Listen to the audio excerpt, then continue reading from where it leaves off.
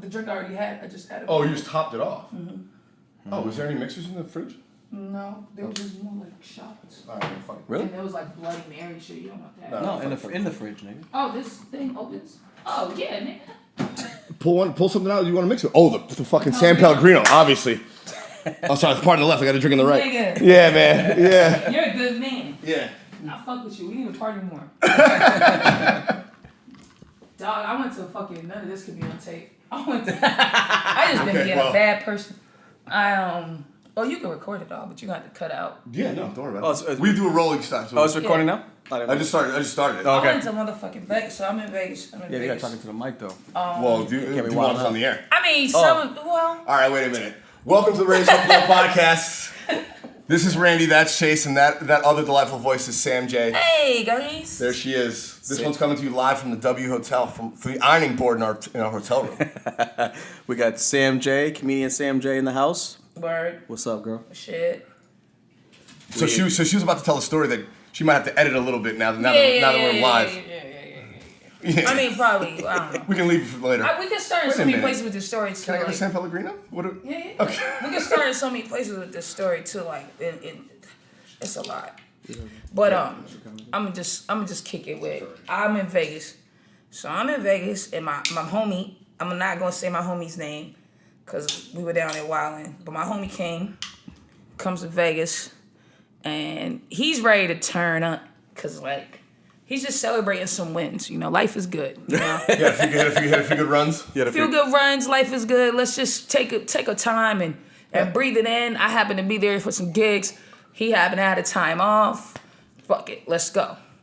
So as soon as he gets in, he's like, cabana, party, daylight. He's doing it like that? Like soon we touch down, he's like, yo, hour, meet me. I'm like, so we lit. Hour, meet me. Just right. not even full sentences. We right. Not even full sentences, just boom, boom, information, go. And I'm like, all right. Mm-hmm. So the pool party's lit, right? Bottle service, the whole nine, all the things, Dom Perignon, the whole shit, turn it up.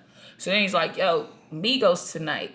And then Future Migos at Dre's. Yeah. Right? So we go Future Migos. Beach Club. So we go that, VIP too. So bottles of Dom P there too. We not slowing down. Like, sometimes when I party with it, like, this is how I know my life is really leveled up. Cause, like, on some real shit. Cause, like, you got the power up, you got a Super Mario mushroom. I've always fucked with real niggas, you know what I'm saying? I've always fucked with niggas that, like, we wanted a little bit more than what was around us. We always wanted... interesting what's out there. For, right. So even at home in Boston, you know, it's like, you know, I'm always like dabbling this and dabbling that. But it was always like a birthday or something. We're going to go out. Yeah. And even then, like, eventually it would stop. You know, we might go 3 bottles of Dom P, but then it's you gotta go home. You know what I'm saying? Like, but also just like real life to go back you got real life to go back to. You're not gonna spend like that. But like we did 3 bottles, we're good. Yeah. But no, these bottles weren't stopping. I was like, there's no limit to the amount of Dom Perignon that's gonna happen this weekend. Like, this is gonna keep going, right? So we go for the pool party. I go do my shows. I come back out, meet them at Dre's. We at the Migos. We in one VIP. My man decides there's better VIPs. We get moved to the better VIP. So we just got the bottles. VIP. She leveled up on the VIP. Leveled up on the VIP that night. That never happened to me before. Yeah. In the moment. So then kicked the fat girl out the VIP. So that felt great. I was You did or somebody else? I did. Okay. I threw that bitch out. Not because she was fat. See, this is the thing. People always try to like, you know, body shaming and all that dumb shit that matters nowadays. But it wasn't about her being fat as much as it was about her being frumpy and fat. So like she snuck in. She had a shitty personality. She snuck in the VIP and she wasn't turned. Like, we were all standing on top of shit. She was no fun. And she sat down and she was just. She's no and fun. I was like, bitch, you ain't gonna be fat and unfunny. And angry face. Yeah, you can't have 2. Like, if you fat, you can't have 2. You supposed to be shaking your cleavage and having a blast. She was the most fun in the room. And you ain't, so you need to go. You gotta go. Yep, I agree you with Sam. ran down the vibe. Yeah, so you're fucking. Like, this is not niggas ain't spending this much money on bottles for fat bitches to be frumpy. Like, that's just real. That's just real. Yeah. That's not why we came out tonight. No. We didn't spend this much money on bottles for fat bitches to sit around frumpy with a face on. No, not bye, baby girl. I'm sorry. No frumpy up in this place. You got to go. No frumpy up in this VIP bottle so service. Then after that, my man's just like, yo, strip club. I'm like, brr. So we go to the strip club, bruh. Get in there. And in Vegas, strip clubs are like any strip club, really. You know, they just be black, so you don't know how much time is passing. You're just in there. You know what I'm saying? We're doing everything that you could do in the show. We ordering chicken. Yep. We got the ones. We got more bottles of Dom P. We got strippers fully. We got a whole section. They knew he was coming. And this is why I really fought with my man, because when he moves, he sets it all up. Yeah. So, like, every place we went, they knew he was coming. They knew he was coming with a crew of He people. put reservations and shit. Yeah, He's like, and oh, they knew you he know. was coming deep. They Yeah. knew, like, I'm coming with 8 reserve people. 2 bottles. Like, I need 8 And seats they're like, yo, or whatever. let's Okay. just move you right in. So we just moving through everything. Like, we in here, right? Yep. Turn. Party. So finally, like, everybody's kind of breaking off. Everyone's getting their private dances now. We in the night. And I'm chilling because I'm married. And I'm like, I ain't really trying to fuck with all that. I'm just chilling. Yeah. But I'm starting to get bored and restless. That's the devil's hands, And the kid. other The thing devil's was, hands. there was no black girls. Oh. And I'm like, they weren't popping up. There was mad Spanish girls, and there was mad white girls. That's popular these And I days. don't really like white girls. You know what I'm saying? Like, I didn't don't know that. Ooh. I don't dislike them. Ooh. But if It's not your first if I'm choice. tipping, It's not your first it's not choice. my stripper choice. Okay. Put it like that. Like, if I'm Yeah. tipping, maybe it's the black power feminist in me, but I'm like, if I'm tipping and I'm out here, I'm not. It's not a. I don't know. White girls never did it for me at the show because they never worked as hard as black girls. There's this weird imbalance with white strippers, just like there is with white, black, anything. Well, like the white girls always, I feel like, got off easy. Like they come out, they swing their hair in front of their titties to Motley Crue, and then they just disappear. And it was like, bitch, you didn't do nothing. Meanwhile, the black girls making Corona bottles disappear. Yeah, having She's some going fun up with the it. pole, That's right. splitting, coming down. Yeah, you know what I'm saying? They're doing more Well, work. it's like any really attractive woman. I mean, obviously, especially in this country, people love white women. I do. Right. Sam doesn't, but some people do. But it's if you're good I'm on your side, by the way. Yeah, I know. If you're good looking, Just like if white you're good women. looking, why would you have to develop a personality? Like, why would you? Right. Like, why would you have to Well, like? well, this is not to say that black girls, let's not turn on that line, because black girls are very good looking, and they also develop a personality because it's just like life requires it. You know, of course, that's the thing. But Yeah. if as a white woman, a good Right. looking white woman, And you a lot could of white women be ugly with no personality. as a good looking white woman, you might be more apt to get away with being lazy. The problem with About being problem I have kind or with being it, polite. You know what I'm saying? Like. the problem I have say with it, it is if like you're just pretty, you being get away with murder. white You're pretty, men made it Hell yeah. so that just being a white woman is enough. Like, you could be average white woman, average looking, and people still like, "Whoa, she's," look at her collarbone and her wispiness, Oh, and they she's just so like, strong. she's beautiful. Yeah, you know what I'm saying? It's like, and then like black bitches gotta be bad. You know what I'm saying? They gotta be Beyonce for the world to be like, "Oh, look at her," and it's like, come on, when cuz. if you compare like a Beyonce to what's one's name? Who Like was a Braceable Katy, guys? like a Katy Perry or something. No, the other chick, Taylor Swift. It's You feel me? Yeah, it's like, all right, Beyonce's bad, bro. Beyonce's got But a Taylor lot Swift going gets on. the same props. Yeah. I don't like that. So I don't know. It just trickles into my strip club behavior. So Right. Look, long story short, it funnels into the strip club. it funnels into my strip club behavior. So I'm not really like about it. You know what I'm saying? So there's a lot of white girls. I'm not being mean, but I'm just like, this is not. It's not. We got a new sponsor for this week, folks. New sponsor. New sponsor, guys. This one's brought to you by DB's Golden Banana on Route 1. As we were talking about strip clubs with Sam J. We hate to interrupt the interview, but we had to holler about DB's. The old banana. This is the Golden Banana, located on Route 1, Saugus, Massachusetts. That's right. Go ahead and get your banana split flavors of the best females dancers in the state. Golden Banana, Route 1, Saugus. You drive down Route 1. It's located behind the truck driver stop and the gas station. My a buddy of mine actually had to get his tires rotated a few years back. Yes. It was a Sunday afternoon, about 1 o'clock. So we went down to Route 1, got them rotated, and while we waited, we went and had ourselves. He had some other things rotated. Whoa! Yeah, maybe. Guys, go check them out. Go check it out. It's also world famous because it was mentioned by Denzel or Mark Wahlberg in the movie The Equalizer. So DB's Golden Banana, Route 1. Tell them the RSP podcast sent you. Tell them the RSP podcast sent you. All You right. get you get a free lap dance on us. That's right. The $1 lap dance, not the expensive one. Yeah, because we don't got it like that. We don't have yet. it like that. It's not the Joe Rogan experience quite yet. But now back to Sam J. The thing is, like, that's the problem. If you're, and I'm not by any means a celebrity. I'm just an entertainer. Well, but first, before you said that, you've done some good stuff. You know what I'm saying?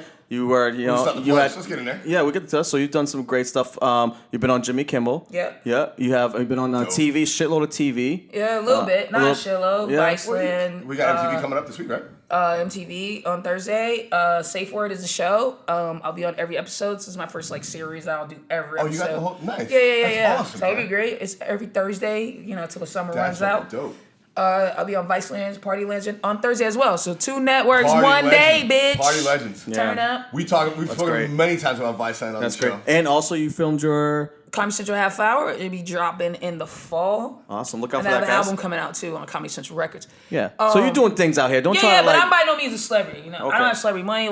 Yeah, I know. I already spent all my Safe Word money just already. I already spent my MTV money. So I'm not running like that. I guess it's one of those things. But I'm an entertainer. And the problem with people that date entertainers or marry entertainers that they don't understand, and this is gonna sound selfish and very self-serving, and I'm pretty sure there's entertainers out here who are not like that, but I'm not one of them. A part of why I do comedy is because I'm a self-indulgent, self-serving person. So it's very hard for me to not be that. So My thing is it's like when you first start out meeting with somebody that's really cool. But again, I don't know this man's situation. I'm an observer looking in, saying this is what Same I shit, see man. from. We're all people. Yeah, I We're all see people. from Same shit, man. mad celebrity dudes is it seems shitty, but I get why they do that. Well, the thing is, when I get why when they you do start when you start out with in a relationship, especially in the beginning. Okay, let's take dating comedian or being involved with the who in the world would do that? With the comedian is it's very different. It's it's probably one of the hardest things to do because it's like you said, you're going out, you're going out to these shows. They're all late. You sometimes you got to wait to get up. Well, at your level, you got probably your stuff already. What the shows that you're doing, and then you're not very around, and then they expect to when you come home. To be the average, and yeah, they want. I'm not doing 9 to 5. Sorry. Let me finish my saying. So what I'm saying is they are waiting for you to kind of separate yourself from being that person once you come home.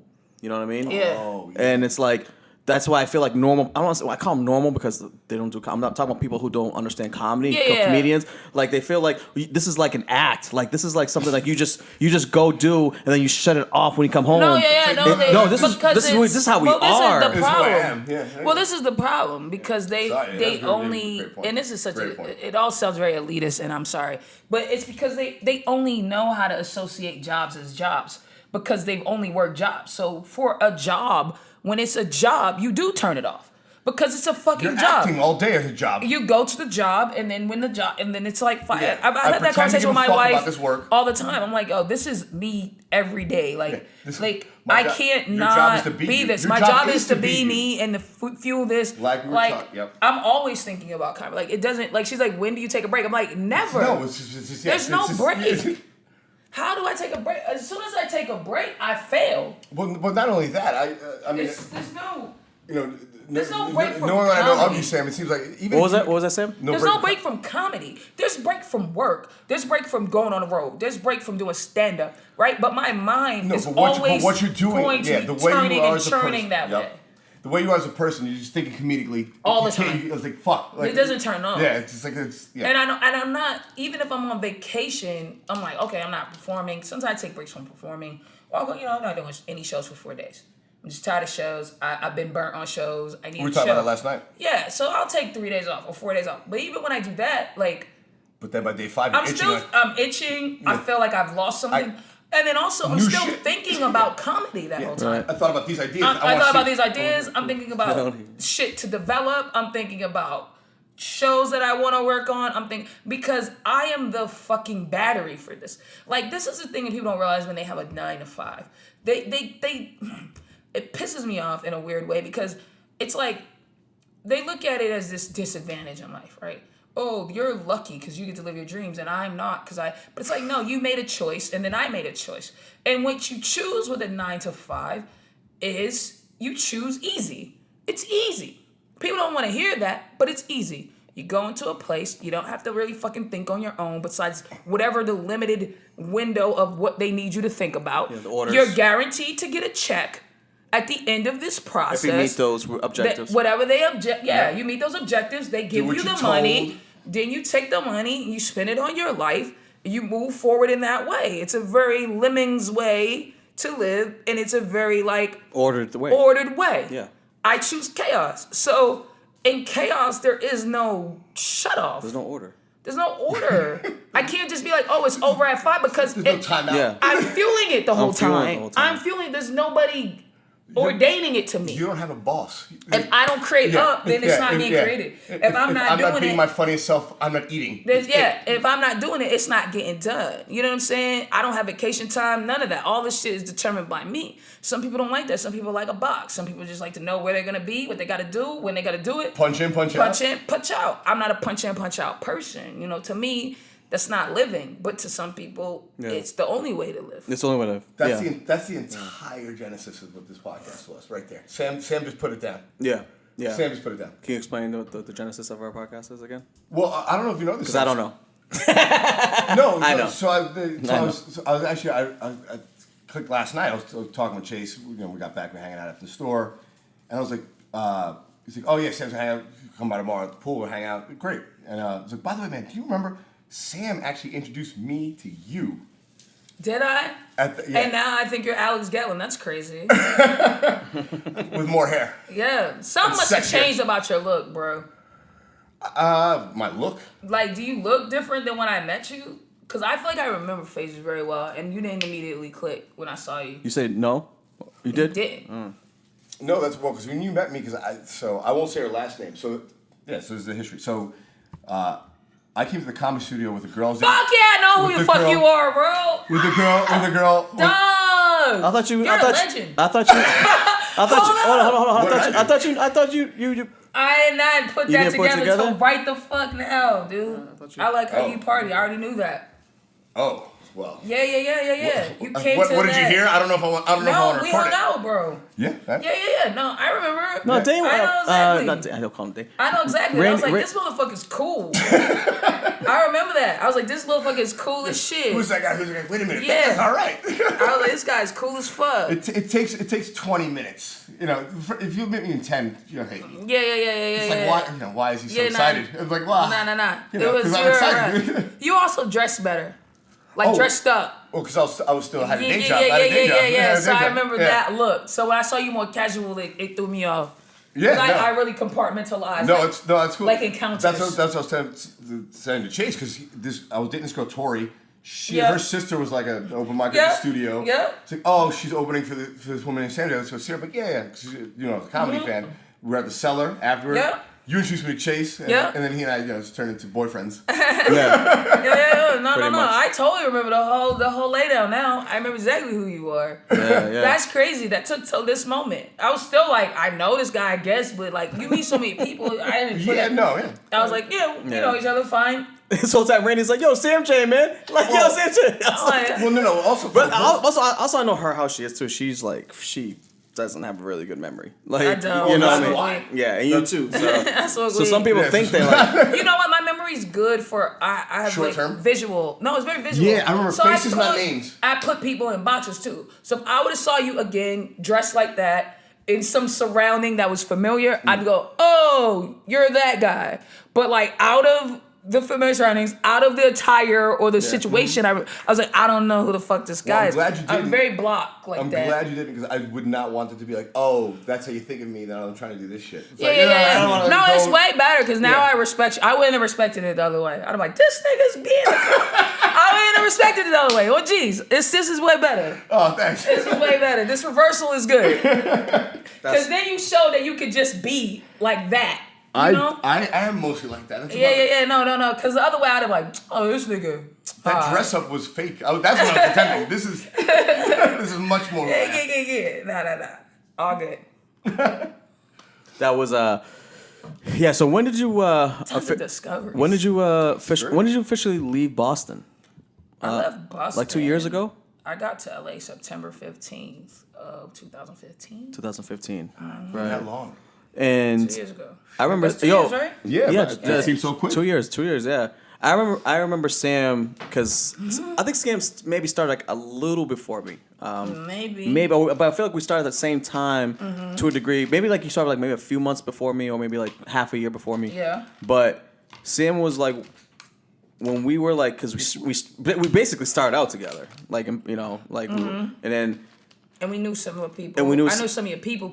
Yeah, and Sam knows like my people's like my people family. I got hella respect for. Personal friends. Yeah. So we have like a real like personal connection outside from just the comedy shit. Once I found out like you was Salam and them people, I was like, you cool with me forever, dog. Like, like Salam got me through my first breakup. Yeah. With a boy. Salam's my cousin. With a boy. Salam's my cousin. Last time you were the boy? I was very, last time was the boy, and I was very emotional. This is before comedy. And her and Michelle, like, yeah. They got me through. They got you through. I remember Salam was like, you know how Salam's such like a real nigga. Real. She's such a real nigga, so I had broke up stop being a pussy. I had broken with the dude. Like she said, telling me all the time. I had broken with the dude and I was all fucked up.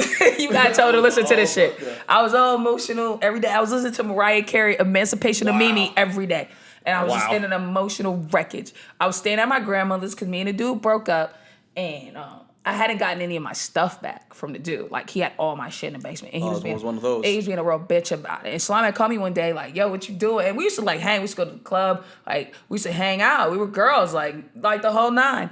And she was like, what are you doing? I was like, nothing. And I was just in this, and she was like, yo, you just can't stay in the room all day forever. And I was like, I can't. And she was like, stop hiding. And she was like, what's going on? And with your stuff? And I was like, he won't give it back. And she was like, I'm gonna be at your house in 20 minutes. We getting your stuff. And she came, picked me up, she's a G. drove me to this nigga's house, demanded, like, we rolled up, like, yo. Yeah. And they helped me pack all my shit up out of the house and get it out of the house, yo. That's a perfect picture of Salam. No, man, she's a shit, bro. Cause she's like, ever since she was a kid, man, she's like, she don't wait for nobody, man. Well, she don't. Like, that's she's what always. a friend does. You know, the friends like to pick up at the airport. Solid. My family, I mean, they don't play like. Salam's solid. They don't bro. wait. Like, she's not gonna wait for no guy. She's not gonna wait for nobody. I don't even want to know. Tona. Oh yeah, my cousin Tona. Yeah. Oh, Tona. That's my dude. Yo, he was in Boston in like 2000 with grills, just only listening to Mike Jones. Because he just moved from. He just moved from Texas. It was amazing. He just moved from Houston, Texas. He would grill on a mini grill like outside every day. Just a Wintertime, hibachi, like a hibachi. wintertime, summertime. It didn't matter. Tona was grilling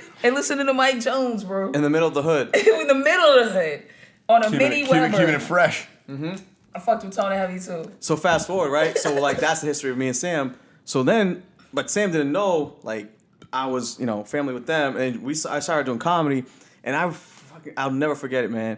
Like you just like had like this different energy, like yo, like I belong here. You know what I'm saying? Like it was just like yo, I'm here and I belong here. And there's a lot of comedians like when they first start out, they don't have that energy. They don't have that confidence. Yeah. You know what I'm saying? Shit. Because you got to build it, Because Like anywhere else. but That's mainly though. It didn't even matter like where. There was some trickery. Because you walked into a place like in my opinion. Really? There was some trickery. Well, I know. You sold yourself before it happened? No. I went. Go ahead. So, what I'm saying is that Sam, even though like she wasn't like at the stages where she is now in terms of comedy, because she was just starting out, but she always knew that she was the funniest person. But that's the trickery. The trickery part is I didn't know I was the funniest person. I knew I was funny. You knew you was funny. I knew I was funny. And the comfortability of like I belong here was like I lived in Atlanta, so I lived in Atlanta for 8 years. When I or like 7, when I decided to do stand up, I decided to go back home. I made a very conscious choice to leave Atlanta I didn't know that. and go to Boston and do comedy. Yeah. And part of it was the familiarity. It was I am from here. I know this fucking city and I know the people I'm talking to. I know them like the back of my fucking hand. So I would get on. Because you're them. I would get on stage and it was that confidence was just coming from like, nigga, I'm home.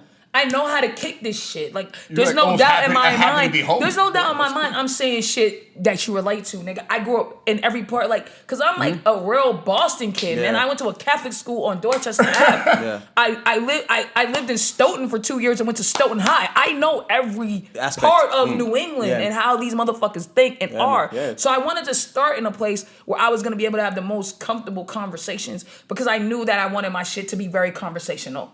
And I'll be honest with you. So it was like, that was the trickery. Like, Yeah. I'm going home so I could just talk. It's almost like you tricked yourself to be confident. I'm going home to people who know what I'm saying. Yeah, I put the pieces that I needed Yeah. so that I could just go. Yeah, and then I was like, once I feel it, you set up so you can shine. set myself up for success. And then once I feel that confidence, then it won't matter where you put me.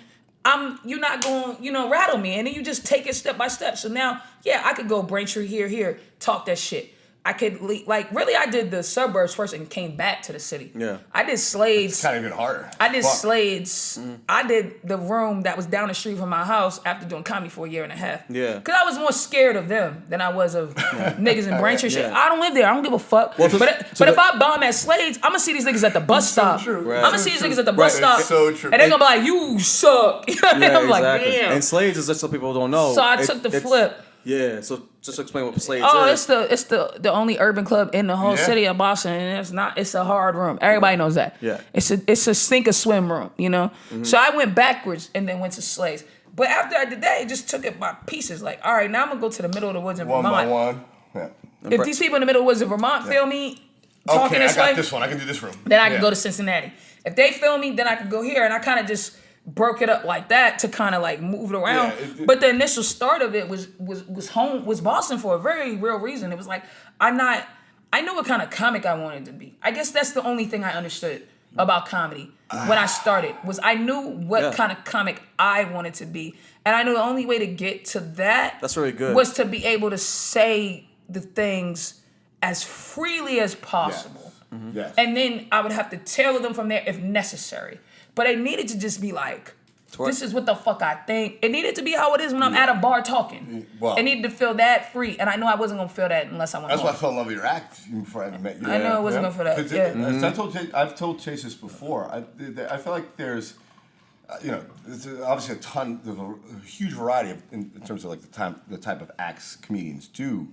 But I feel like there's some comedians who want to entertain the crowd, and there's comedians who have something they got to say, and you're gonna hear it, and you're in that second camp. It's you have something you care about to say, and like how do I make it funny? Right. For but everyone those else are the guys I to like. come with me. Those are the guys I like, and that's for me. That's what comedy was always. It was always like, It was always like, can you bring people on a journey they wouldn't necessarily go on? It's 100% evident in your sets. 100%. It's awesome. Yeah, it's like awesome. how can I bring you down this path? Yeah. That but I'm like I've been a devil's advocate since I was a kid. I'm just always like I remember being a child and just like my whole family would tell you. Like she was always so argumentative, and I was always just like with the mouth, ruthless with the mouth, and I was always just like the other side of it. Like, well, why this? Why that? Like, what if this? What if why that? Should I? Well, would you still feel that way if this little piece of the circumstance changed? Like, I was always that person. So I bet you made an adult cry when you were still of 9. course. A few. A few. It's like, wearing them out. I got in trouble for that a few times. Oh, I made a few teachers cry. I'm sure there's 3 people in the room. The teacher tried to fight me. Oh, really? I believe it. 9th grade. Susie Wu. Susie Wu. Hey, Susie. She's my nigga now, too. Susie Wu. Her name's Susie Wu. She might have been like, 22 at the time? She was in Seattle. If you play Seattle, that place is dope. My 9th grade, she was my advisory, so like my homeroom teacher, and then she taught science, I think. And she's gonna be mad if I'm wrong. But like super cool with me now. Like we're so close, like supports everything I do. I think she's awesome. Like, this is what you're supposed to be doing. Right. But she knew before you knew. Bro, I used to fucking shoot at her every day. Ooh, I used to come in like, ready to I'm gonna light this bitch up today. Say something. Look at it. And finally one day she just got fed up and she pulled me into a supply closet. And she was like, she was like, ain't no teacher student, ain't no advisor. It's just me and you right now. What's up? She tried to turn up? She tried to fight. Yo. And you know what I did? I started dying laughing. And she probably, Because she was a little short Asian lady. And it was like, come on, lady. Yo, she'll fuck with you. She would have fucked me up probably because she wanted it. She was like, yo, I'm done, bitch. We gonna get it on. And I started laughing so hard. She pulled you in. I started laughing so hard. And I was like, Susie, what are you doing, yo? And then Susie, and then she was like, you first named her Susie. Susie, baby. What are you doing, yo? And I was like 14. And then she was like, ah! And she just stormed out the closet. But after that, I respected her because I was like, this bitch was gonna get it on. Yeah, she wanted to be. Yeah, she got tired of the antics, and she was like, I'm not playing on your court no more. I'm not playing this game. You think you're smart? I'm smart too, motherfucker. Yeah, Shut the like fuck what's up? up? We could just fight. Yeah. I'm I hungover. I'm as a 22. As a project kid, as a kid from the projects of Dorchester, I respected it. I was like, all right, Listen, you just wanted to square up, lady. Yes. And I was better in her class. I was like, Happened to me twice in my life. Same thing. Only 2 teacher names I remember. The same dude was like, yo, cut the shit. Yeah. And they're like, oh, okay. They ready to square yeah, up like, with oh, yeah. One guy had one arm. but that's also when you know that you Well, they got care. him. They care too, though. Yeah, care. she fucked with me. She wouldn't have done that. She wouldn't have done that. She didn't give a shit about you. Yeah, no. She was like, she was great. She's a great teacher. This is what you need. Shout out to Susie Come over Wu. here. I'll smack the shit out of you. Susie Wu is a great Susie teacher, Wu. bro. Susie Wu. But it was funny. Sam, she would have got a lot more credit if she fucked you up in your hood. And a Vietnamese kid tried to fight me over her. Chase being real. I had a Vietnamese kid in my class. Oh, what the fuck? He used to love all these K-pop groups. Dat Fang, I don't know. I don't even know this kid's name, but one day I made her cry in the middle of class. Like I was chick? lighting Okay. her, and she just broke down and started crying in front of everybody. And she stormed out the room. And then this dude stood up, he threw his book, and he was like, "You make Susie cry. She good." And he tried to beat me, and I was like, wow, good for him. He's he rode for her, dog. Did she marry him? No. She married a black dude named Floyd. And she let him, like, she brought him to our class one day. And of course, I made mad jokes. I was never like, I was I always love doing she named a black guy named Floyd. She married remember- Floyd, sorry. I remember I called this teacher an asshole. I was in in-house suspension. In-house? Yeah, that's when they make you sit there during the Yeah, whole I don't day, play nigga. that That's shit. just I whack. don't play that shit. They don't even, that's the worst when they don't kick you out of school. Throw me away. They make Bro. you. Don't fucking bring me away. When I Right? went to They Stone make High, you, so before I went to New Mission High, I went to It's Stone like detention High. all day. So truth is I got kept back. So I went to Stone High in the 9th grade, and then I fucked up so much in Stone High that I left. Repeat I ninth went grade? back to the city, and I did the 9th grade again, and that's when Susie Wood was my advisor teacher. So when I was in Stone High, I was so bad. Like I was worked Which because is I like- hated Stoughton.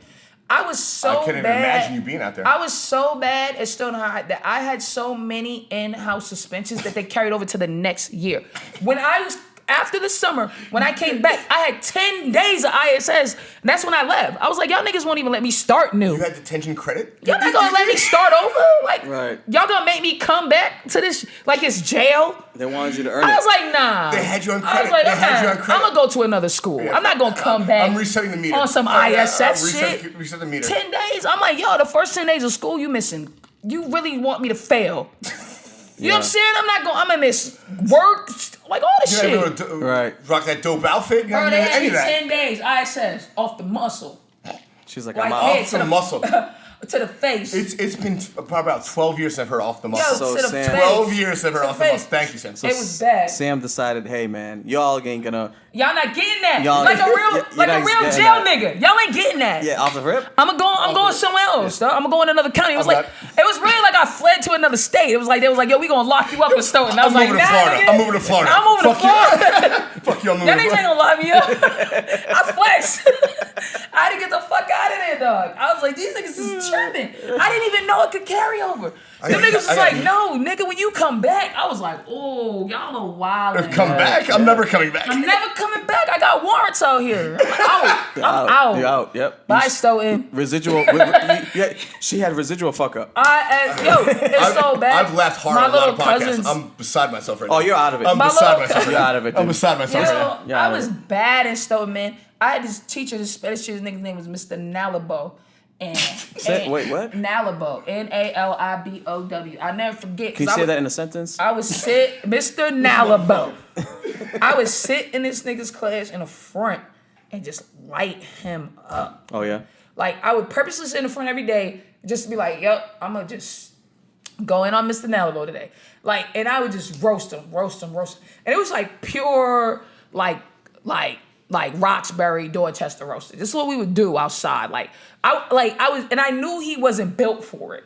So it was wrong of me, but I would just kill him. Yeah. And Let me ask you a question. Do you prey on those people that can't? Like, I feel like sometimes you can get somebody because they're not strong enough to get you back. Do you prey on that a little bit? I don't prey on it. Just to test it. I don't prey on it. I really be wanting people to be better. So I feel like it's less of a prey and more of a, they need it. more of a challenge. Because it's Yeah. like, I'm always ready to get got. Like, if one day Mr. Nalbo would have roasted me, I would have took it. I wouldn't have been like, was fuck. funny. Like, I never liked those kids. So, because, like, praying is like a bully. And I never liked a bully. So, like, I never liked kids that would fuck with people and then finally when someone's like, nigga, fuck you. they would be like, what? Right. Or they would act like a victim. That always bothered me. So it's like, if you So if you got can give me, it, you can take it. yeah, I can take it. If you got me and you hit me, even if it was raw, I was one of those kids. Like when Susie tried to fight me, I didn't go, I'm telling the principal. I just took that on the chest. Like, all right, lady, I've been fucking with you. Yep. You tried to set it on me. You tried to set it on me. I see what's happening. Like, If I take this L, I'm this taking is this fair L. game. This is fair game. So I was always with the fair game Yeah. of it. You You know wouldn't- what I'm saying? you're not So like, it wasn't pray, but it was more like, why are you like this? And I'm gonna just keep poking at you to figure out like, why are you like this? Because to me, it's like everybody is human at their core, and we have shit. So life makes you be something. Life does shit to you to make you more suppressed or less aggressive for yourself. Not aggressive, but just less likely to stand up for yourself. So I'm always curious, like, what roads and turns brought you here? Right. So when I fuck with somebody, it's more just like, nigga, be you. I'm gonna keep getting at you until you finally just like stop being a hoe and just be that nigga. You know what? I personally experienced that with It's Sam like, J. just stop. No, I Because know. Sam J's like, there was like, I would say maybe 2-3 times, like, I would. Sam was mad funny because Sam could read. Sam really knows someone. She could read somebody really, really good, and if she knows that you're not being yourself, she'd be like, Chase, that's not you, man. You know what I mean? Like, We were talking about it last night. she's like, Chase, you don't dress like Last that. night, it's like, yo, stop playing. She's like, Chase, you don't dress like that. Yeah. Like, or yo, Chase, you don't like. I don't like that shit. Yeah, I you don't really like- just. No, once again, It's just weird to me. Like, so, like with Miss Double, it was like, you're in this class, bruh. He was like a first year Spanish teacher, and he was being so timid. And it's like you're with wild kids You're every in day. control of the room. Niggas wild. You gotta be, You gotta be heavy. And if you not, then we going. We going, niggas. Step up. Like, it's your job to get this shit under control, not mine. Interesting. So I would Don't come let the in. crowd control the room. I would come in. I would bring a lunch, and I wasn't even supposed to eat. You can't eat during class. Like public school, I eventually went to a hippie school, we know. but public school is very strict. We know. Yeah. So I would bring a lunch, and I would put it on the desk. I'd put my sandwich, I'd put my drink, my snack. I would eat, sit in front of class, and just roast this nigga until the period was over. That was it. I would never try to learn any Spanish. I would just go up on him, and I would like everything up. I mean, one time he was teaching, and I would let him rock for some little bit. He was getting into his lesson. He started talking about his girlfriend. I was like, damn, Mr. Nalbo, you got a girlfriend? And he was getting like, personal for a yeah. minute. And I was like, you kiss her with them crusty ass lips, and everyone was like, oh, like I would do that type of shit. Just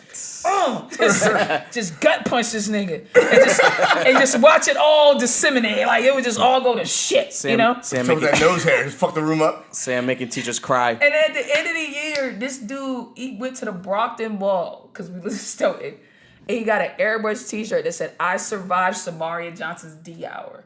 And he came with D hour? because it was D hour. They broke the hours into A, B, Yeah, C, D. yeah. And in Spanish class was D hour. Oh. And he Oh, said, is that I what it survived was? Samaria Johnson's D hour. That's dope. And then he had like other teachers sign it on the back. That's and he dope. wore That it. must have killed you. He wore it the last day of school. And he walked in and he just looked at me. And I was like, you a real nigga, Yeah. Mr. Malvo. Like, yo. And now he's with you I forever. always And respected that nigga after that. Exactly. Now Like, he's with you. nigga, Now he's with you.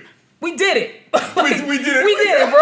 I took you we, through it. us together. We Right. did it. Yeah. We did it, my nigga. You my nigga now, Mr. Nallo. Right. And every year, like, I would see him around Stone, and he was always like, what up? And I'd be like, what up, bro? Right. Yeah. And he's like, this is my girlfriend. Because, like, I used to go up. Like, she fucks you? What does she look like? Like, I would go in on this nigga, bro. I would not stop, dog. That's the thing. Like with comedians, man. Like, There's no you one who cut- shot them a Well, comedian. you You know- cut the you know, as comedians, like you cut beneath the surface. Go for that jugular. You see that weak spot. You don't see the face. You don't see the face value of anything. You want to like. Bro. You want to What? see like what's. I would At like the same this time, style. at the same time, Chase, we spoke about that before. Like what you were saying a couple minutes ago. Like you weren't bullying people. You were like, oh, the teacher's coming down in the class. I gotta bully the bully. You know what I'm saying? Like it's like everyone's focused over here. I'm gonna turn it over there. And I was always like a challenger, like with Susie. yeah. Anyone who told With you Susie, she was a Susie, I love his first name now. she was a California like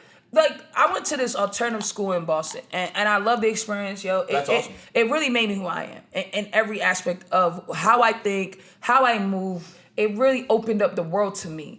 But with anything that's good, there's a give and take. And there was a lot of epidemic of these bright-eyed young teachers that were coming from Fresh out suburbs of of school. California and fresh out of school, and just thinking they were gonna save all us poor black souls. And so I was always challenging that.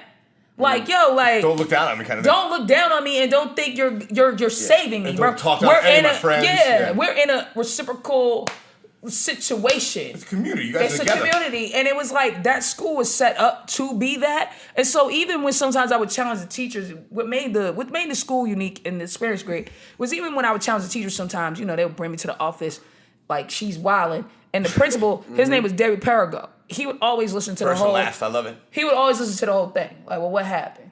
And they'd be like, well, this happened. I'll be like, well, this is what I feel happened. Why'd you say that? Da-da-da. And he would challenge the teacher sometimes. Well, are you doing that? Yes. Are you bringing that to the classroom? Is that what the vibe is? Is that why you're getting this energy? So what really made it change me was he always respected me as a person. As a person. And always respected the fact that I had the right to have ideas that were opposite of theirs. You're not wrong just because you're a kid. Right. I can think what's your different idea? than them. Oh, that's not a bad idea. They're And wrong. a lot of times David would be like, she's I agree with challenging you. Yeah, I agree with you. Yeah. And you're not answering these Yeah. questions well enough. Teach her.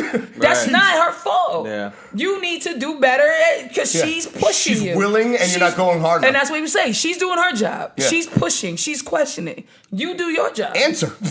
Bring her Yeah. to wherever you need and figure out how to do that. And we would end up in these kind of locks. But it made me grow real relationships That's with all great. the people that Yeah. educated me. It's like Susie became my nigga. Like even when I moved on to other grades, I would come Susie down too. and fuck with Susie. Like, what up? Like, she like, I heard up there you doing this. I'm like, yeah, it's crazy. She's like, well, you know how you are. You got to chill out. Like, such and so is this kind of way. And then I'm like, you're right, Susie. Yeah, I respect that opinion. Yeah. Like, I respect what you're saying. Yeah. You're right. You're You right. care about me, I get it. It built all real relationships, man. It wasn't just a school. It was like we made a thing. And a lot of my friends that I made those years are still my friends to this day. That's awesome. It was a great experience, yo. But I was a hard person to deal with. Yeah. The entire way. Well, you have I like would guess you this have this whole room's you a have fucking. you have like a your personality is very like what you want. You're very alpha-ish. You know exactly like what's going on. Yeah. You have a plan and you're executing on it. So it's But always, yeah. I mean, it's like we all know what we want. It's just about being honest and verbal about it. yeah. That's a fair point. That's a fucking fair point. It's just about not being afraid to say what you want and understanding that everybody's not going to give a fuck. and not be able to, and also being able to take like the criticism. That's what I'm saying. Understand everybody's not going to give a fuck. Like Yeah. a lot of times when people finally get vulnerable enough to say what they want, they're not ready to hear opposite ideas of what they want. Yeah. And so they feel like, well, I was vulnerable enough to say it, so you should just do it. And it's like, that's not how the world works. Right. The world doesn't work that way. So it's like, yeah, I say what I want, but if I bump into somebody who's like, nigga, fuck you, I'm like, fair. And then I'm like, all right, you don't gotta fuck with the wave I'm fucking with. Yeah. That's fine. Yeah. I agree with that. My mom used to always tell me this, like when I was a kid, and I'm like, this person is ugly. Like I would have, you think people are ugly, but whenever I would say it always resonated with me. My mother never said, don't call people ugly. She never was like, don't do that. She would always say, as many people as you think are ugly, does that mean people that think you're ugly? Never forget that. Yeah, that's even a better response. Never forget that. And I was like, Wow. fair. Yeah. Fair. As much as I think people are ugly or this or that or stupid or There's even not- with comedy, you're bad at comedy. You're not. There's You many gotta find people your fetish. There's a thinking the same thing about me. That's the world. Yeah, exactly. Yeah, I feel like you gotta have humility. Humble, Yeah. humility, and just being a fucking person, man. On every side of it. Yeah. Yeah. Yeah. So she's got some great points, man. Sam had to go pee. She got some great points. I had to go to the bathroom a second ago, and you guys just,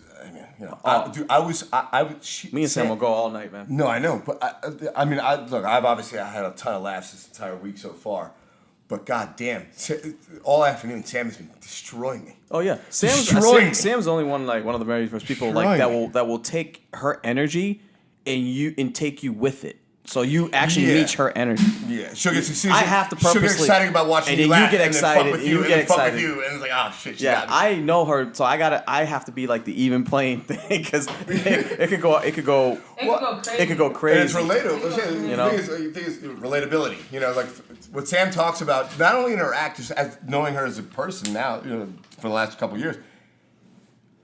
What she talks about speaks to things, my experiences in my life, because we're similar age, and Yeah. I'm not black or lesbian, but I grew up in a black community with And Well, explain Puerto where you Rican. grew up. She doesn't know where you grew up. Oh, I grew up in New York City, Oh, where? What part? Queens, Oh, okay. Bridgewood. She said she didn't know you, motherfucker. Yeah, no, I know. What you mean? Well, no, now she put it together. She's adding it together. No, but I'm saying, but like that's why I laughed so hard. It's like, oh yeah, it's everything that I remember coming because I'm the same age as you. Yeah. And it's like, oh shit. Yeah, the you know, times, the same. That's why it hits me And so we hard. grew That's up why I in a laughed so unique hard. era, man. Like, it was such a weird. It was a transitionary era. It was such a trend, and I try to explain to people so many, but if you didn't grow up in the area, you don't understand it. Like I'm like, yo, I understand the people that don't understand computers at all. Because I grew up like my Before first that was that. My first computer was a Tandy 10,000X, my nigga. Like I remember when it was just like there was none of this stuff. But it was also I grew up in a generation where you were forced to learn this stuff. Yes. So I feel like I'll never be left behind by technology because it's always been a part of my life. You know what I'm you don't saying? need it. But I don't need it either. Yeah. Like it gets to a point where I check out because I'm like, It's almost like a job part. yeah, it's like I gotta do Yeah, this. like, oh, you know I gotta what I'm check saying? in with this shit. And all that stuff. I'm like, even with music, it's like I grew up in a generation. I was in the beginning of black nerds. Black nerds coming out. Coming out of black nerds. Coming out and saying like I like weird shit. I was in the first wave of black people defining another identity.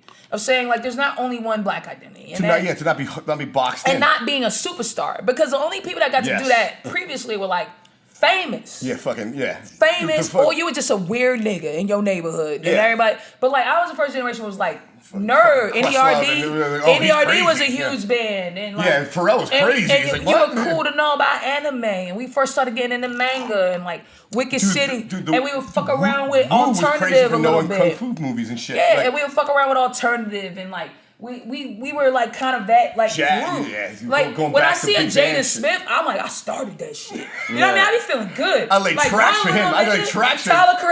Tyler Creator, like what nigga? Cause like we were the kids walking around school like. It's so funny, like niggas that know me from high school, they're like, yo, I remember you used to dye your hair with Kool-Aid and wear like skater pants and anime t-shirts. But I would still talk shit how I'm talking shit because like that's what being a black nerd was. It was like, nigga, I still that's live. who you are. I live in Dorchester. Yeah. Like, Yeah. I still think what I think, bro. I just like the shit I I like. like this thing, yeah. And just making the. So we were just such a. Yeah, connecting those dots. Yeah, so we always Yeah. would know the 80s like 80s hip hop because we grew like I was listening to my brother's tapes, but then we're like really 95 kids. You know what I'm saying? Yeah. And by that time hip hop had become Were you glam. 82 or 83? 82. 82, okay. Hip hop had become glam, so it's like a Young Thug doesn't bother me. Like a Young Thug bothers my brother. You know what I'm saying? My Really? brother's like I have to agree with because you. he's just an older guy, not in I a have- sense of like what is this? This isn't rap. I have to agree but with your brother. the rap that I grew up with, the span of what rap could be went everywhere so wild that like Young Thug happens. Even if it's not my bag of tea, I'm like, let it happen. What bugs me out I love Yeah, Bert. you gotta let them have their I music. love Bert. You gotta, I love Thug. You love Thug? You love him? I love Thug. No, you don't. I Why? don't. But Chase and I talk about it. It's like, doesn't. you know what Chase and I talk about? It's like, yo, I don't. I don't get it. Got it on I the don't phone get right it. now. I don't get it. But I No, you can listen to I it. fucks with Thugger. I fucks with Thugger. I fucks with Thugger. Why? Because it's beautiful. No, oh my God.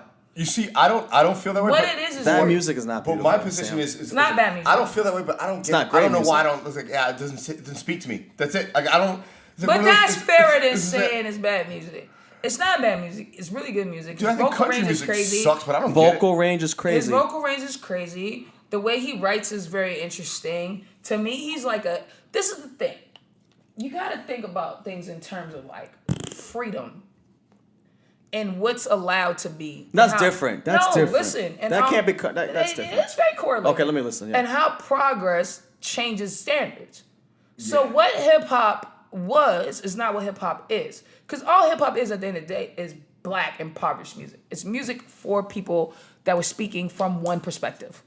And then it grew into this global thing. Yeah, but the root of jazz. it. But It's really, yeah, but the you know, music that Lil Thug does and Lil Vert does and all this music is not the music that comes from that No, history. it is. No, it doesn't. It is exactly that. Well, No, it's just the next part of it. It just It's might not be the hard part. exactly. No. It's the next Like, I one. don't like it. You don't like it, but I don't. Chase. Nah. When I listen to Vert, you know what I hear? I hear 90s alternative. I hear Wow, emo. really? I gotta hear I that, hear yeah. emo. Yeah. I hear Nirvana. I hear emo. I hear this That's is what a he says to no. tell people. That's what he tells not people. that's what he's saying in the song. All my friends are dead. Push me to the edge. I don't really care if you die. That's Blink 182, nigga. That's not. Kind of is. That's It not kind of is. what he's telling me. That's what he's creating. The cadence is kind of it kind of is. And what he's talking Kind of is. about. Think about what we were listening to in the 90s. Yeah. Blink, all those niggas. It was all Adam song. All but- that shit was like depression, sadness. It's just black kids are finally okay with being sad. They're finally okay with being depressed. And then they're finally okay with making music about it because of progress. They don't have to be bravado. We don't have to be all those things. We're just, it's And another that's level of style humanity. music- Well, my problem is that the style of fact- music seems to be a little bit easier to make on a home recording system too than a roots Yeah, kind of yeah, shit. yeah, Than a yeah. roots kind of shit. Listen, Okay, and we're So talking about I respect that. And I we're talking get about the that. easiest to make it. I'm not even thinking about that. I'm thinking about the message.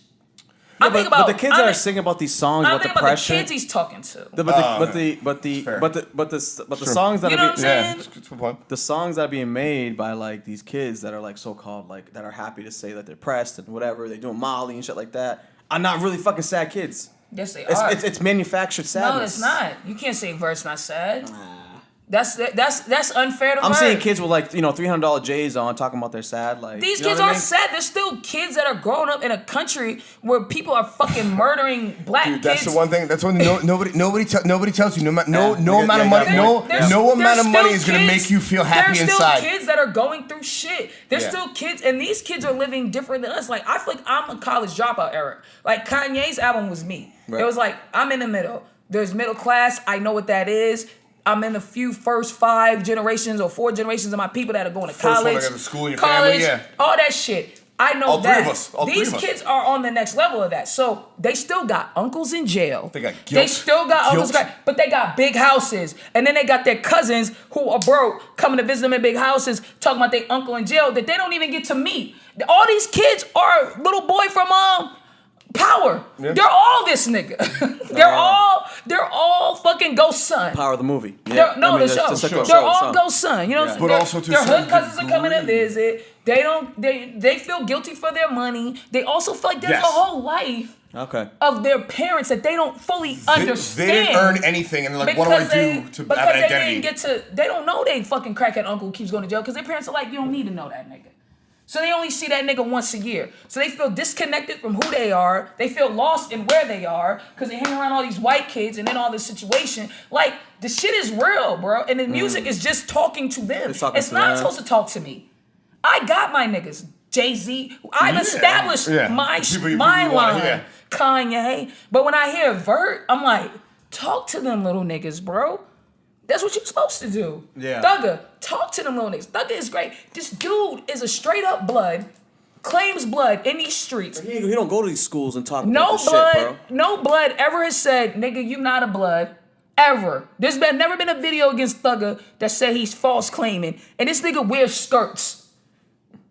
Well, he lost. He goes he lost me there. double GA and he wears a skirt. He lost me on that one. All right, I don't even know who Thugger That's was. gangster. That means that nigga really is doing whatever he says he does. Because if he wasn't, they'd be like, this nigga's a faggot. And nobody's saying that. And this nigga's in a full skirt with a fucking AK. It's a fair point. No, And- there's It's a fair people. point. There's people that say that. No real But niggas. they didn't shoot him. No real niggas. No bloods come out and say that about Thugger. No real niggas say that about Thugger. Well, because you know, I mean, I feel Why? like if somebody Because they're part wanted of to his kill, set. I don't know who Thugger is. But that means that what I'm saying is like he is making the lines less binary. He is redefining what being black is. It's not just one thing. That's rock star shit. That's Yeah. David Bowie shit. That's Prince shit. But it's just in rap. And we're so close-minded we won't let it be. He's just being an artist. You know what? It's just. He's just a rapper.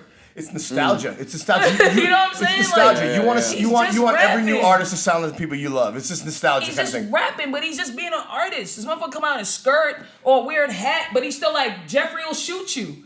It's like, that's dope. Think about it this That's way. dope because That's that's a good point. progress. That's a good then point. we're not always being one thing. There's no one way to do black. There's no one way to do hip hop. There's no one way to do any of it. It can always change and create because then you're human. Once you stop being defined by these standards, then you're a human. And we accept that you can be whatever.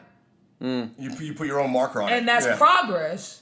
That's where we're at in our progress as black people. We're finally getting to a place where it's like, it don't gotta look one way. Black music or this, that. It's just like, yo. It don't gotta look one way. Everybody don't gotta have a high top in a boombox. Everybody niggas can wear chokers. Niggas can talk about friends killing themselves. Niggas can wear a skirt. Mm-hmm. Yeah.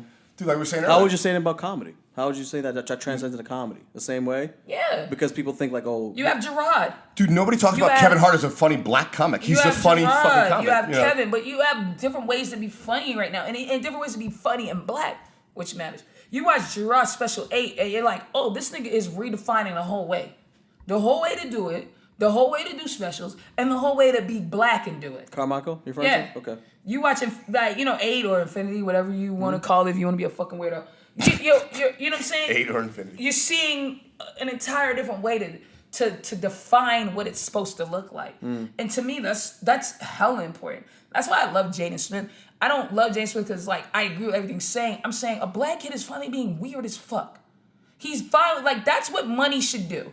Money should allow you the freedom as I'm saying, he's to be as weird as you want to be. They're getting hot on him, and that's Will Smith's son. What about all these other weird white kids? Apple and all this, fucking Prince. But that's what I'm saying.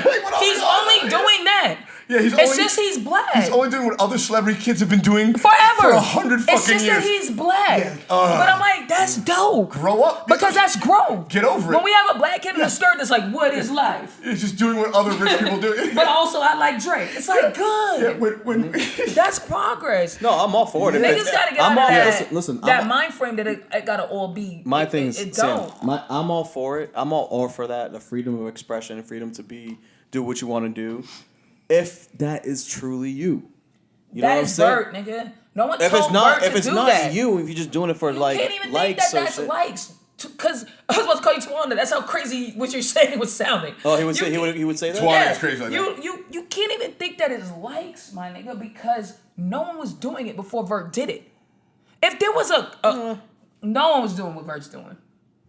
No one's doing Vert. If you want to say mumble rap existed before Vert, yeah. That's Migos, what I'm saying. okay, but what Vert is talking about. In 90, thank you. But what Vert is talking about, that song, All My Friends Are Dead, he's talking about niggas getting killed in the street and being emotional about it.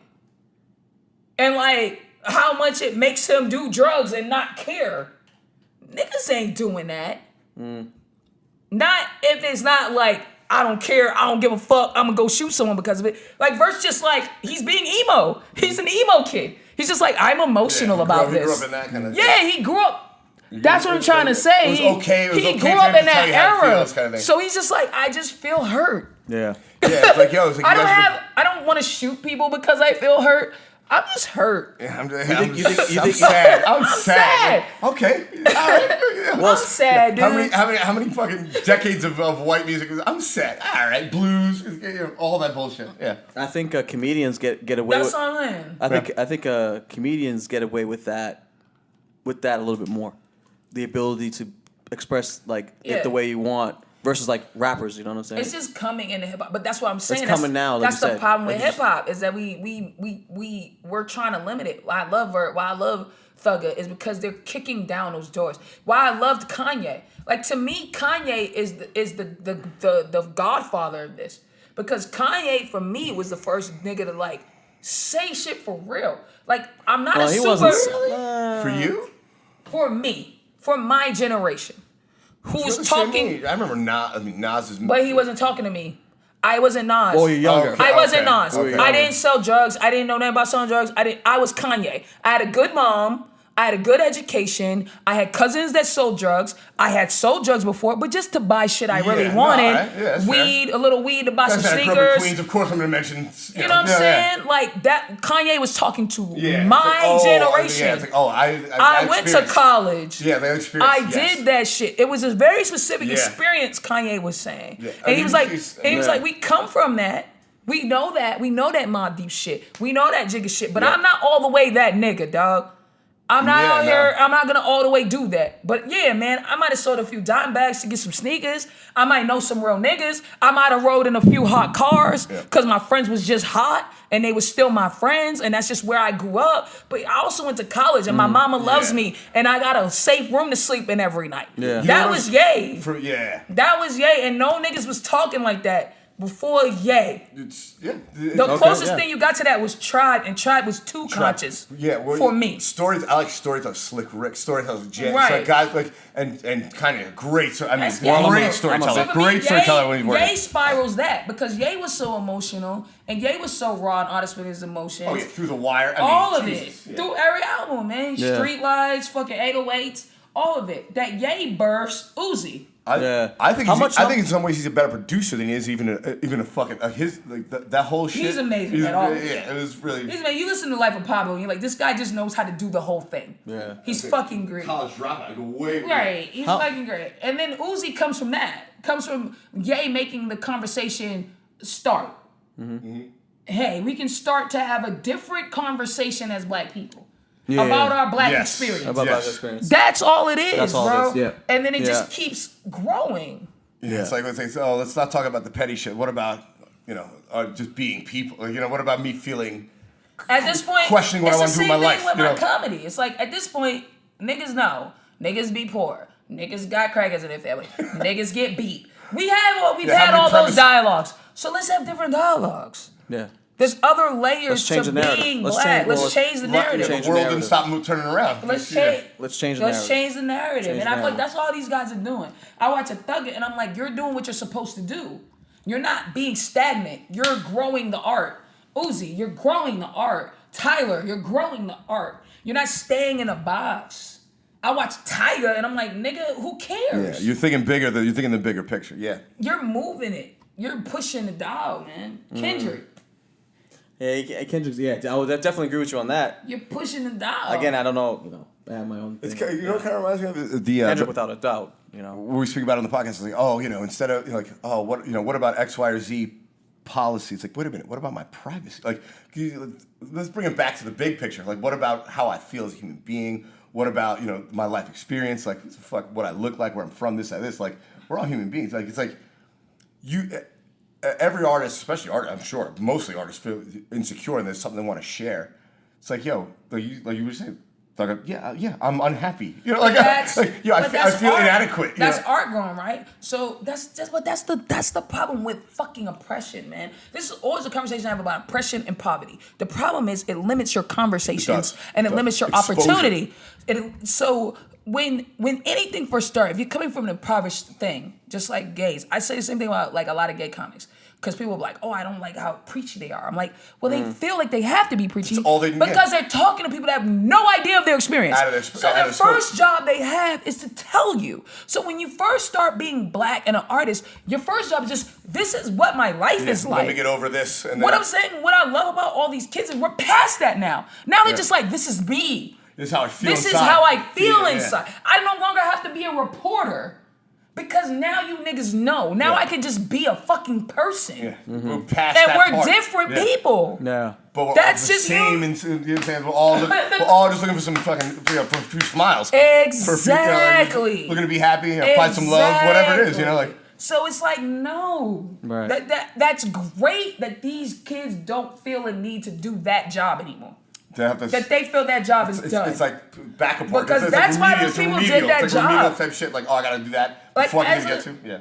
As a black lesbian comic, I want a bitch to come out in 10 years. I want a bitch to be watching me right now. That's like, this bitch is a hack. On dogs. Yeah. I want some girl to be in her room. Like, she ain't even talking that real shit. She ain't even talking about how it really is. She's sucking up to these audiences. It doesn't hold up. This bitch is a hack. This ain't how life is. And then I want that bitch to come out. And be harder than you. Yeah, be harder than you. And be hard. Right. Yeah. Because that's what it is. What are you doing it for if that's not it? You know what I'm saying? Then what's the fucking point? Why am I saying what I feel inside? What's the funny point? Yeah, I can What's talk to a the therapist fucking point? and get a real job and not worry about this shit.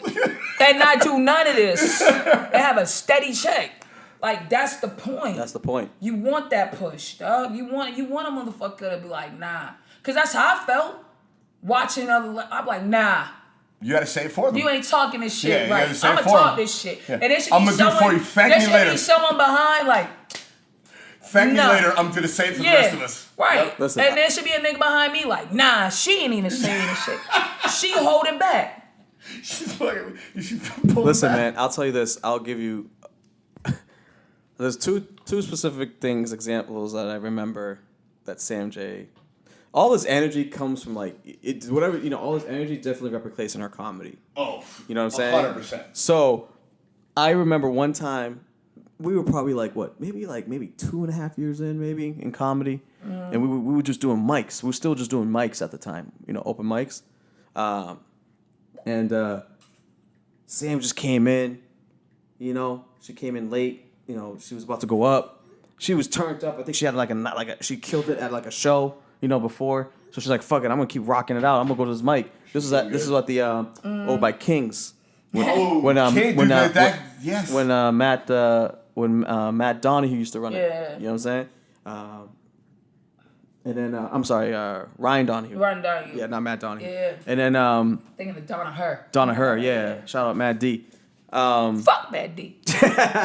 So Sam came in, you know what I'm saying? She woo woo. She's like, she's about to get up on the mic to 5 minutes.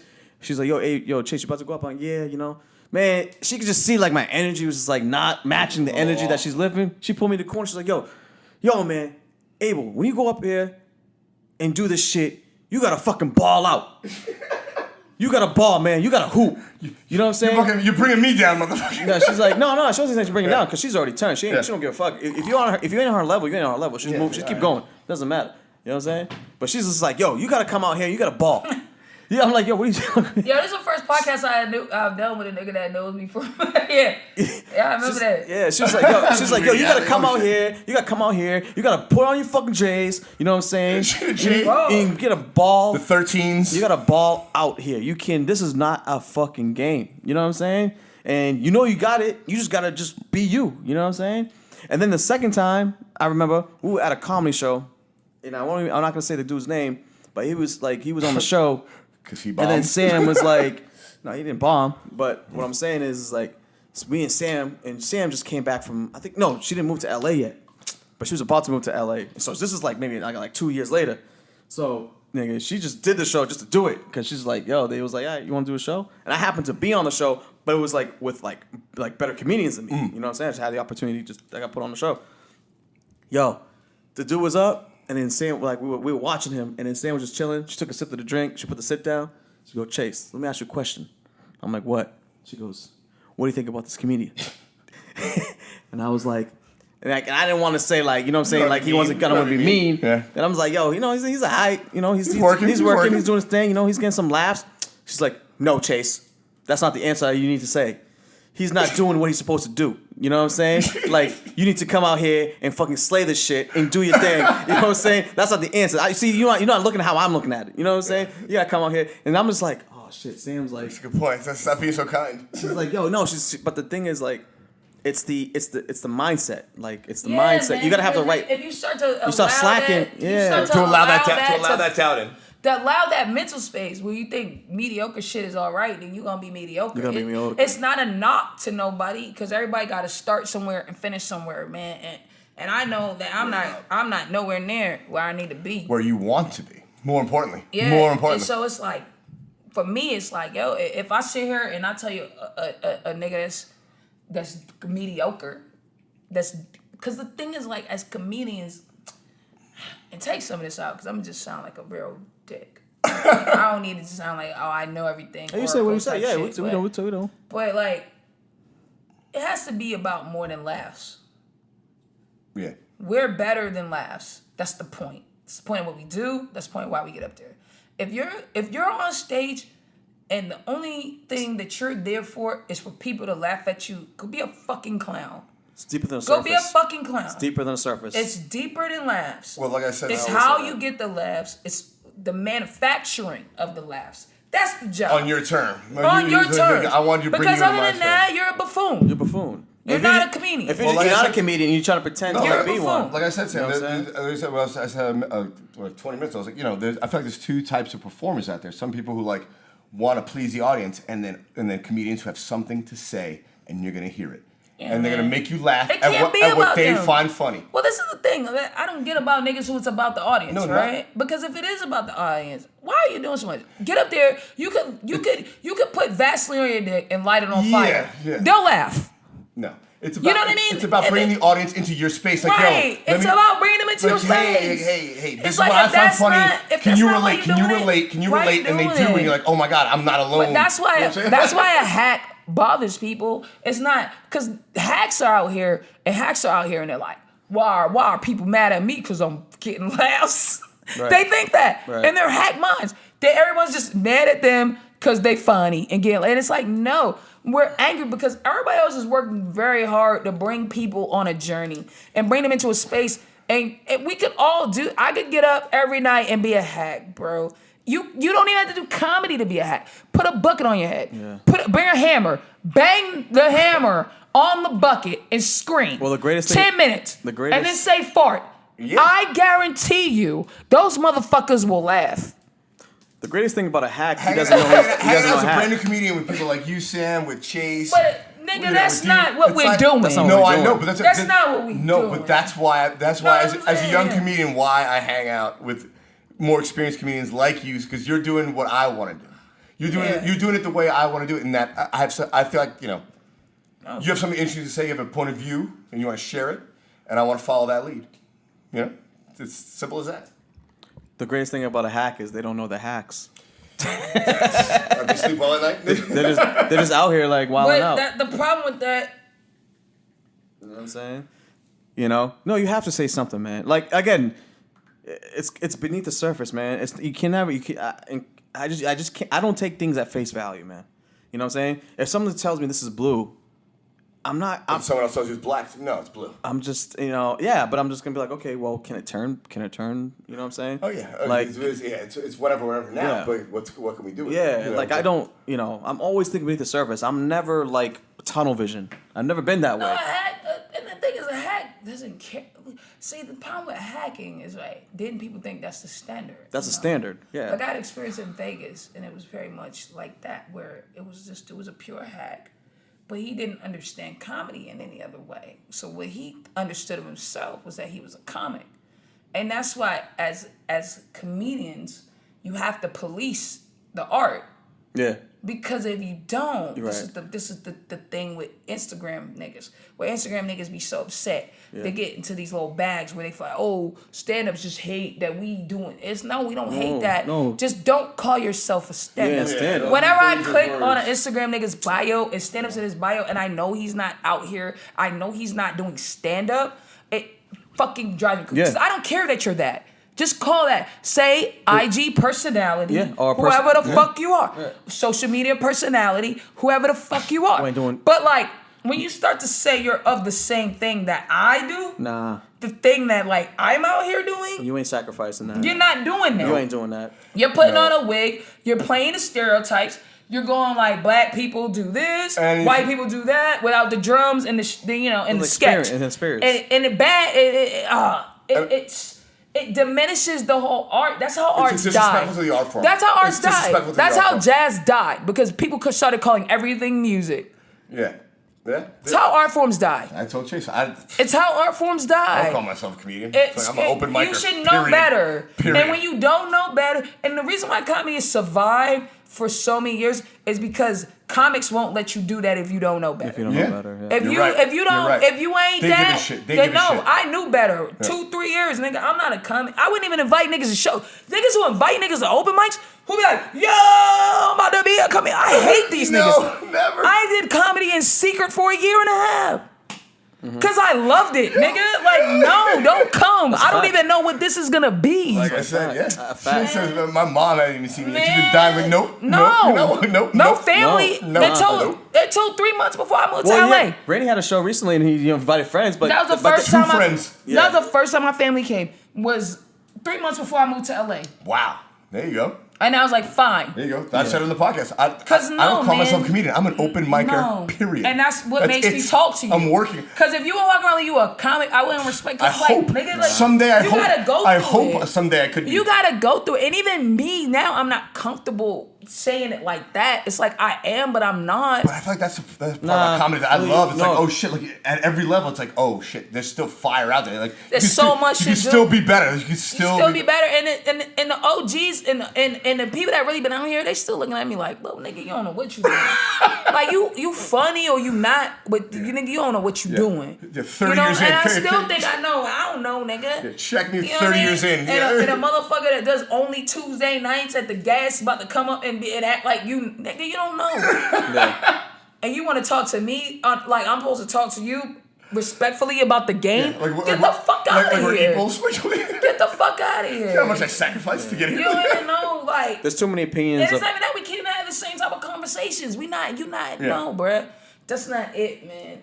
Yeah, we talk about that a lot, Sam. There's a way to get through without it, but like that's the worst way. Yeah. It's the work. It's the worst way. It's like shit, man. You want to do this shit because you're saying your thing. Because you have to. Yeah.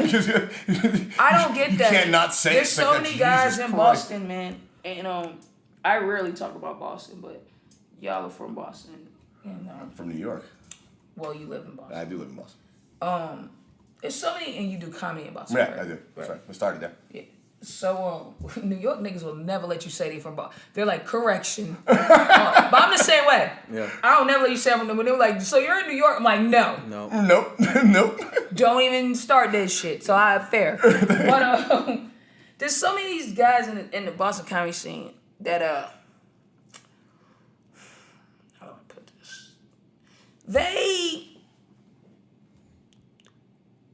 don't know the game at all. They don't know what it is or how it is to win, what a win, how to get to a win.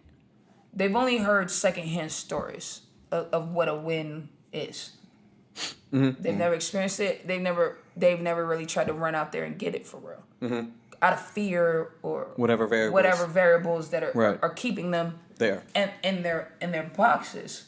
And so a lot of these guys become stagnant, and then you're just doing it because it's defined you for so long that you feel like you don't have another identity outside of it, right? But you don't love it anymore. You can look in these guys' eyes. They get up and you're looking in dead in their eye. You're like, you don't even love this.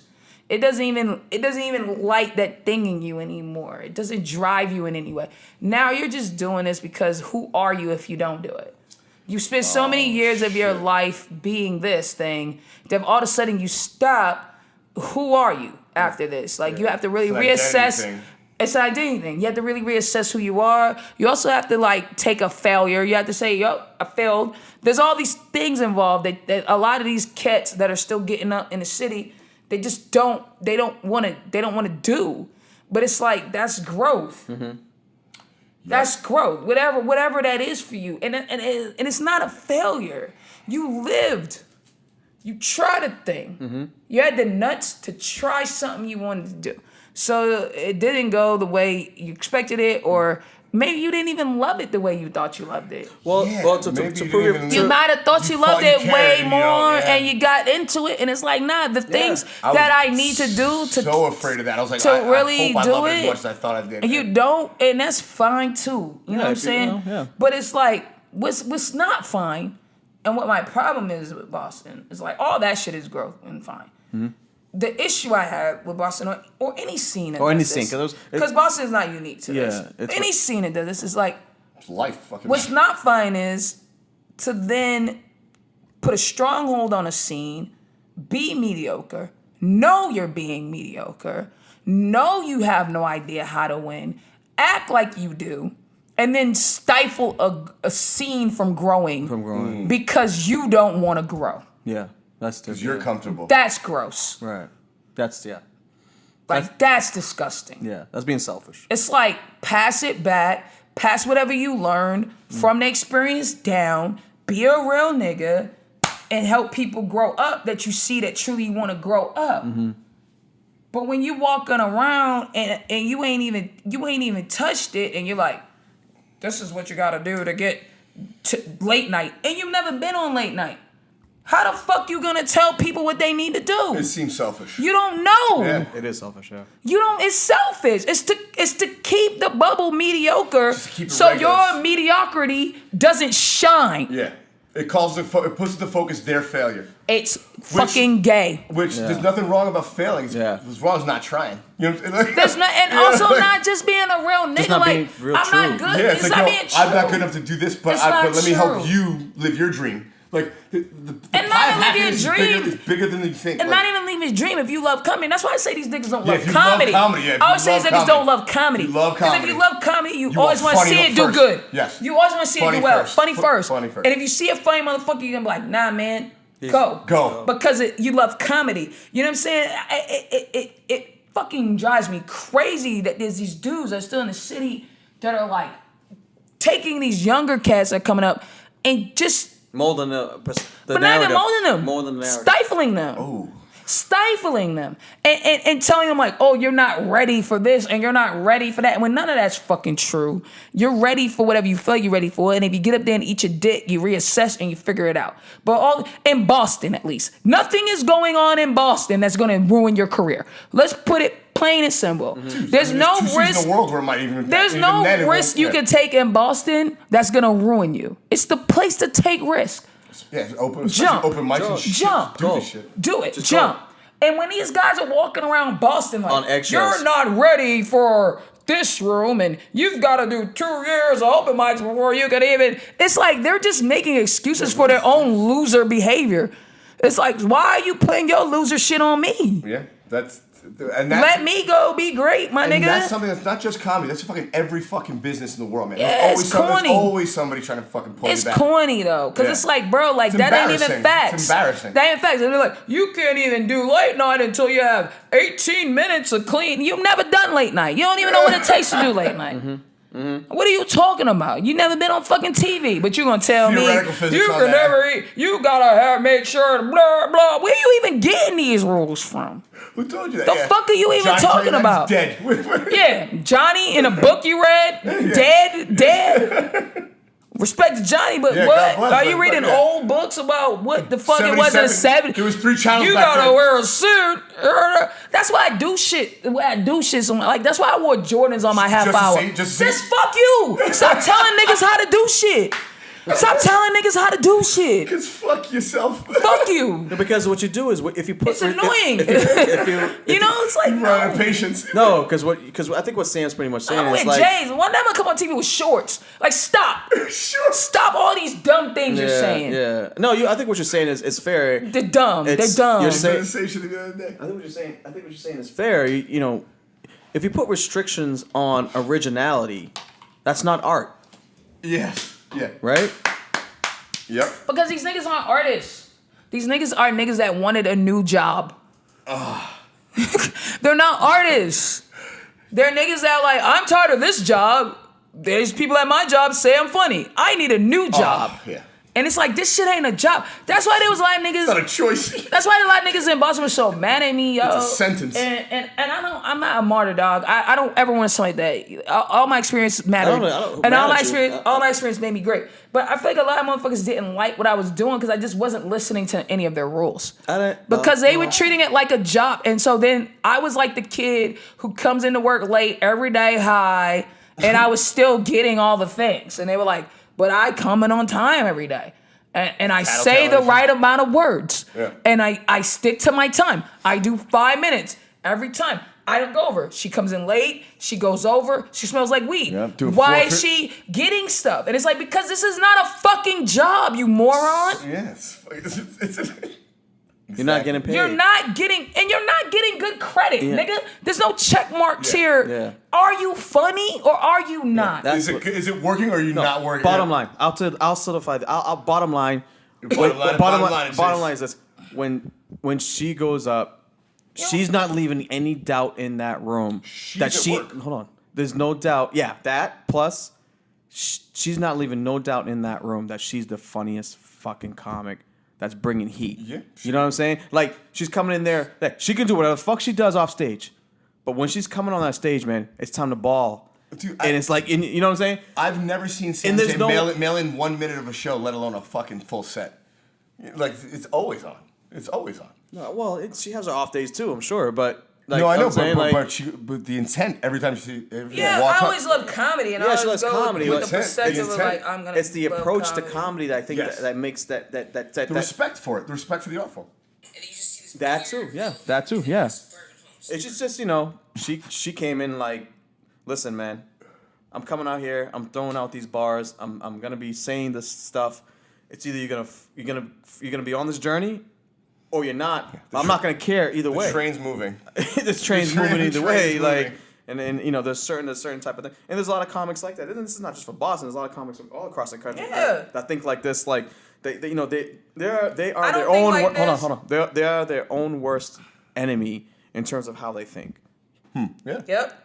You know what I'm saying? They put that seed of Their doubt in their thought own head. process Their is thought what locks process, them like, up. they think because- but that's because they're approaching it still. See, this is the problem. It's like, content. This It's is why I think when a lot of people say, like, "Oh, people of color are get more comedy or it's more this or that," because We get more. well, saying like black or you have a more unique hook. Right, so it's like people are like no one's checking for white guys, or You're funny 'cause or you're no more one's checking for interesting this. stories. There's that going on too in the business, yeah, but yeah.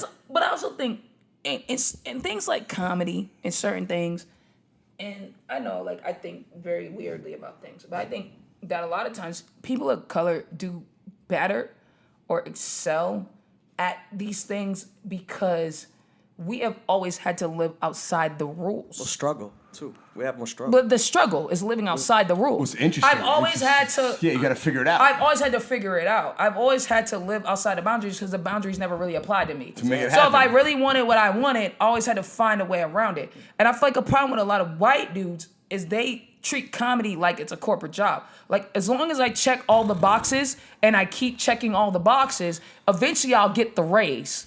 And it's like, that's not this. I can't tell you about This does not work like that. Yeah. You could check boxes all day. You're not gonna get that rate. Like this is about this whole thing is it's in the Outlands, nigga. This is gunslinging. This is wild. You know what I mean? Like you gotta be able to run on. And I feel like a lot of people of color, like we just live like that daily. So it's like it ain't nothing for me to be dropped in a situation angles. and be like, yo, I gotta run. And the rules are not the same. The rules are different. The rules are like be funny, but you make the also rules yourself, be cool. kinda. I'm making the rules, but I'm used to that. A lot of these white boys are coming for a world where the rules were always given to them and the rules are told to them. So when they get handed a list of rules, they believe them and they go, okay, I checked box A, I checked box B, C, Yep. and D. Why am I not getting the thing yet? Yeah. And then I come by. It's my turn. And then I come by and I smell like weed and my pants are sagging and I'm like, bitch, and what? And they're like, yo, she didn't check none of the boxes. Your turn. Funny's funny, man. It Funny. just doesn't run. It doesn't run on the same. It doesn't run on the same system. What's funny though, No. I can say this for No, sure. Like I said, I'm obviously the youngest comic in the room by a fucking wide margin, and I can't comment. I'm not going to pretend to be able to comment on what you guys are talking about, like the comedy community and like how it comes up. But when what you were just saying about being in a 9 to 5, like I put in this or that. You know, I went to college, I got the job, I did boom, boom, boom. Waiting around like that is a recipe for fucking failure and unhappiness. They approach it the same way. Which is they horrible. approach it very much the same And way. both times they fail. And it's very both times. right. And then Both that's times. why they be losers, bro. Yep. Because they did it, and then they're like, I could do it this way over here, and then it's like, nope, It's you my still turn. losing. Nope. There's no turns. There's no turns, man. There's no turns. Wow. There's no turns. We got heavy on We it. got heavy, man. Hey, so I told you, man. I told you when Sam J comes, she's bringing, you know. I was she like, said hang on. she's. Do you know, There's nothing. There's no one like Sam do J. you know how man. funny it was to watch her face to put oh, you're that guy. Yeah. Yeah. I was like, oh, thank God he didn't. Yeah. Thank God he didn't remember that guy. Yeah. Oh yeah, because I don't want to link the two. It's like, yeah, I had a straight job one day. Yeah. Not too long ago. Man, she's like I said, a friggin' rocket ship, man. You know what I'm saying? Yeah. So Sam, look, we'll What do you got coming up? You got next? coming So up. You got some got a shows TV coming show? up. Get some What you got? plugs out. Plug it in. I think we already did most of them. Conversation half hour in the fall. Record my album in September on the 23rd, I think. Probably the 24th. Let me look. Let me not give a wrong I date. might have to be in San Francisco for that. No, I just got a wedding. Cool. I'll be back. Yeah. So yeah, she got a comedy. September 21st, which is a Thursday. I'm recording my album at the Stand. It'll be 2 shows, early and late. So an 8 and like a 10. Then that'll come out later in the winter. My New York people, The Stand. You've been there. Go see Sam. We got a lot. see We me. got, Fix your we got face and go see I Sam. got Viceland Party Legends Thursday. This Thursday. I'm excited for that. Then I got this show on MTV called Safe Word. It's silly and funny and game show silly. It's silly. Yep. But it's cool. And then I'm just working, man. Staying on the road, having fun. having fun. Yeah, you enjoying it? Yeah. You smile on your face though? Good. Yeah, man. Loving life. Yeah, we wish you, man. We wish you all the best. You know that. Word. Let's rock this out, Jack. Randy. Yeah. So thanks a lot, guys. Obviously, another one. We'll drop it tomorrow morning. Yeah, we'll try to drop this. This will be that regular hash. Send us an email, guys. rspodcast@gmail.com. You know where to find us. rspodcast@gmail.com. We'll obviously get into the listener email when we get back from the road because we got a lot of shit Yeah. tied up for the week. Thanks a lot, guys. But thanks a lot for having us or listening to us. Thanks, Sam J. Thank you, Sam. Where can we find you? At Twitter? Randy? Oh, Twitter and Instagram at Sam SAMJAY comic. Awesome. That was the RSP podcast. That's Chase. I'm Randy. We're out. Peace.